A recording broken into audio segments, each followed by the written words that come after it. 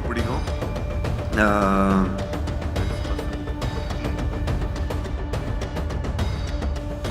Sparsh please come.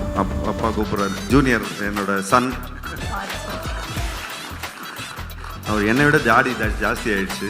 அது கொஞ்சம் inferiority. So இந்த தருணத்தில் நான் வந்து நன்றியை தெரிவிச்சுக்கிறேன். So thank you that, thank you so much for hosting the 99 films. OG producer, the real producer of Tamil cinema.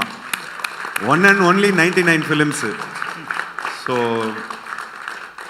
So அதில் வந்து நான் எங்களோட ஜேர்னிலாம் இருந்திருக்குது. ஸோ அந்த ஜேர்னியில் எங்களுக்கு ரொம்ப ரொம்ப பெருமையாக இருக்குது தட் நாங்கள் வந்து ஒரு மினிமம் பட்ஜெட்டில் இந்த படத்தை பியூட்டிஃபுல்லாக எடுத்து இது வந்து நான் எல்லாருக்கும் ஒரு தேங்க்ஸ் சொல்கிறதுக்காக, நன்றி சொல்கிறதுக்காக நான் வந்திருக்கேன். நீங்கள் நிறைய பேர் சொன்னவங்க ஜீவாவுக்கு வந்து ஒரு பெரிய ஹிட்டு படம் கிடைக்கலன்னு சொல்லிட்டு, ஜீவா வந்து நிறைய ஹிட்டு படம் கொடுத்துருக்காரு, இல்லைன்னு சொல்ல நான்.